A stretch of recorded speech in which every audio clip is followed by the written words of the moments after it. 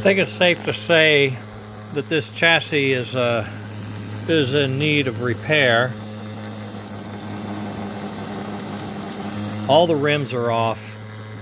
Wiggle wobble. I put it on the rollers and it just about rattled off the table because of the loose rims. So I flipped it upside down so it's just resting on these 2 points. I've given it 5.6 volts. It's pulling 0.6 amps. And it has 2 ball bearings in front, back to back, because I needed the extra space, and the extra bearing was perfect dimension for the space I needed. It has 1 ball bearing in the rear, and it has a tendency to rotate the outer diameter once in a while. I did not super glue it in, which I will do later. I wanted to test the clearance, and the clearance is, I would say, pretty excellent. It's in the 1,000ths range, which is exactly what they asked for. A bonus here is we have the arc magnets with the medium side magnets in support for booster, but we have a nice, clean working Pulmor Armature, which is a treat. Okay, nothing's warm. Nothing is warm. So when we turn it up, as you can see here, we'll turn it up to 7. It's still 0.6 amps draw. So it's not asking for a lot of power to get what we need out of it. So that means the resistance is all in here, which is, probably considerable considering this chassis is a POS chassis. But as we go up, you get a little grinding noise, but I'm sure that's the wheels. 0.7, 0.8, 0.7, or 17 is what you're going to be running around the track at the highest of speed. That's a little high. I have a tweaker. There's 7, and it's 0.8. 0.8. Now it's moving around on this, and that's because of the vibrations of the wheels. The wheels are way out of balance, out of whack. Look at the movement of that driving gear. Oh God. But if you look at the engine, try hard to focus on that. It's just running. It is smooth. It's turning the outer race. I can see it rotating, which isn't a good thing really, because you're wearing into the plastic. So I'm going to fasten that. Oh, there, my hook came off. And the spring, oh no, the hook just came off. Okay, that's good. That's fine. Hook's coming off is fine, as long as the spring stays in. I was doing all this wiggle wobble and it got loose on me. Okay, fine. There you can see the 2 bearings. Their flanges are facing each other. There, I'm sorry. Flanges are facing each other right there. The shaft has a little bit of movement because I am a little undersized.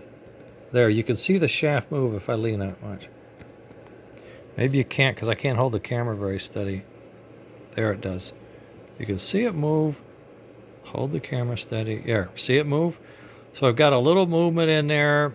I need to glue the outer race in with some super glue on both ends, and that'll freeze those, and then it'll run off of the inner bearings like it's supposed to.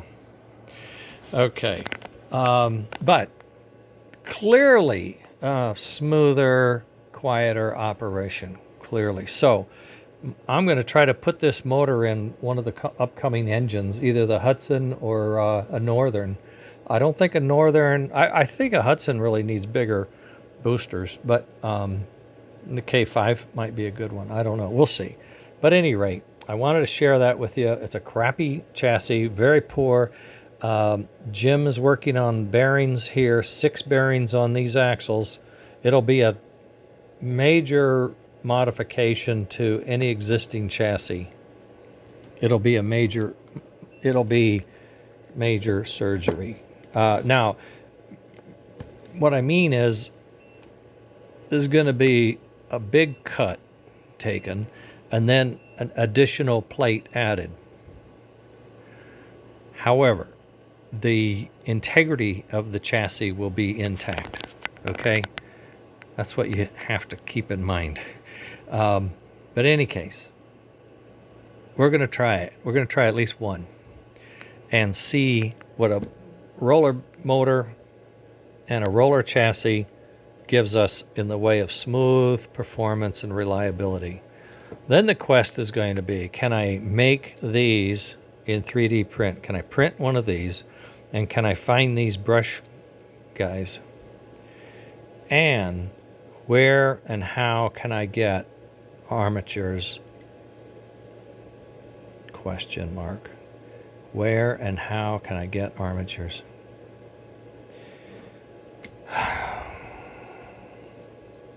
We want to build our own. We want to build all of this our own. Jim could build this framework. I can build the engines, and the mounts will be, this will be a modified mount. This will be the same. The mount is going to be the chassis mount that you have. If you took those tabs and just glued them in here, it'll be right in here somewhere. Obviously, I think we're going to shoot to move it in between the wheels so you can get to it easy. But the key is, we're going to have, we will have a new chassis with a new motor by the end of the year, is my guess. That's my hope. I'll put it that way. It's my hope. We're going to work towards that goal so that you can build one of these up and not have to think that you're going to cannibalize one of your nice engines that you already have. If you want to update your engine that you have, you can. We got it. He's also already proven out that we can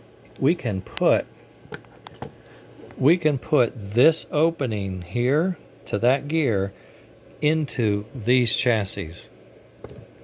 We can create, not this, it's all messy. He can create a nice opening in this chassis. All of the steam and boiler chassis can be modified for a steam and tender gear, the timing gear that we don't have up here. The timing gear that requires us to do this kind of stuff. That's what we want to get away from. All right, I got work to do. I got prints being made, I got engines to build, I got controllers to test. So I'll send this and you guys can chew on it. 3 bearing motor runs well.